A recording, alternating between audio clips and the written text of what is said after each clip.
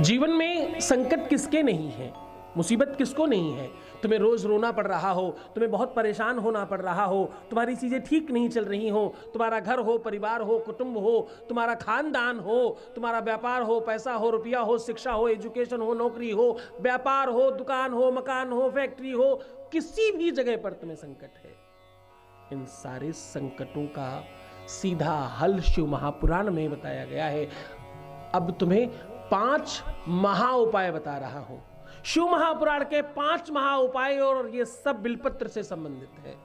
5 वो उपाय जो बिलपत्र के हैं। ये पांचों के पांचों उपाय अपने आप में महत्वपूर्ण हैं।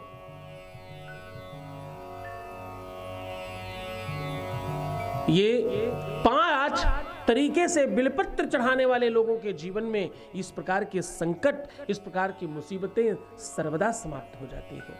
शिव महापुराण में बिलपत्र को बहुत महत्व दिया गया है। त्रिदलम त्रिगुणाकारम त्रिनेत्रम चात्रिधायुधम त्रिजन्म पाप संहारम बिल्वपत्रम शिवार्पणम। ये बिलपत्र भगवान शिव के ऊपर चढ़ाने से, ये बिलपत्र नहीं है, ये स्वयं भगवान शिव है।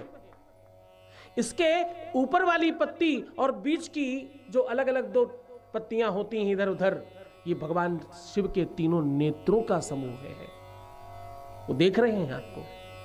पहली वाली पत्ती जो ऊपर की ओर होती है और नीचे वाली पत्ती के बीच में जो जगह होती है, मात्र उतनी सी जगह में 33 करोड़ देवी देवता वास करते हैं। हाँ, जो नीचे की तरफ बिलपत्र की डंडी में नीचे की तरफ गांठ होती है, उस गांठ को तोड़कर बिलपत्र चढ़ाना चाहिए। बिलपत्र को पीछे से हमेशा उल्टी चढ़ाई जाती है। चिकना वाला भाग नीचे और खुरदरा वाला भाग ऊपर रख करके बिलपत्र चढ़ाया जाता है।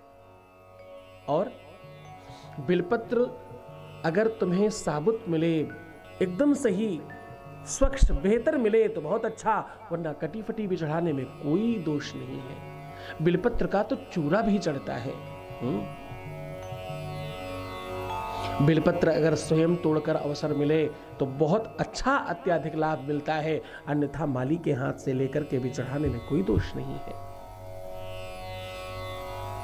आपके पुष्प रात्रि में रखे हो तो सुबह कदाचित चढ़ाने योग्य नहीं बचते। बिलपत्र आप 15 दिन बाद भी चढ़ा सकते। बिलपत्र की अद्भुत महिमा है। एक अखरोट के साथ 7 बिलपत्र लेकर के, बिलपत्रों का समूह इस प्रकार से बनाना जैसे चक्र बनाया जाता है, चारों तरफ उसको घुमा घुमा के गोल कर देना और रखकर बाबा के ऊपर से अखरोट रख देना। ऐसा करने से जिस भी बच्चे के नाम से तुम करोगे, वो बच्चा ज्यादा पढ़ने लगेगा, ज्यादा शिक्षित हो जाएगा, ज्यादा ज्ञानी होगा और आपकी बात मानेगा, सुसंस्कारी बना रहेगा, जिद कम करेगा। और एक बात बताओ, उसी अखरोट को बाबा से मांगकर प्रसाद रूप में ला करके उसी बच्चे को खिलाने से अगर आप उसे खिलाते हैं तो सच मानिएगा, उसके विवेक में स्फूर्ति आएगी, एकाग्रता बढ़ेगी, उसका बल बढ़ेगा, उसकी ताकत बढ़ेगी। किस तरह से? बौद्धिक, शैक्षिक, है ना, और वो सामाजिक स्तर पर बड़ा नाम करेगा।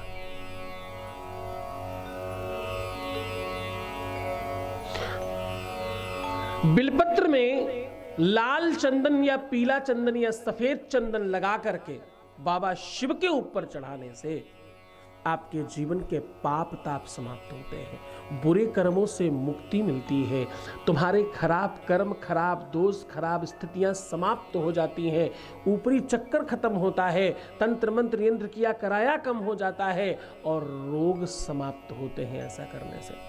हाँ, केसर या अष्टगंध से बिलपत्र के तीनों पत्तियों पर राम लिखने से, पर राम कैसे लिखना है? राम राम राम नहीं लिखना है। एक पत्ती में लिखना है रा, दूसरे में आ और तीसरे में मां। राम, रा, आ की मात्रा और मां। इस प्रकार से अगर आप राम लिखते हैं और कितनी बार? 27 बिलपत्र पर यकीन मानिए इस बात का, आप जैसे ही एक एक कर करके ओम नमः शिवाय, ओम नमः शिवाय, ओम नमः शिवाय, और 7वीं बार में हर 7वीं बिलपत्र पर राघवाय नमः कहकर अगर ये बिलपत्र चढ़ाते हैं तो रोग हो, शारीरिक, मानसिक या आत्मिक या आर्थिक रोग समाप्त हो जाता है।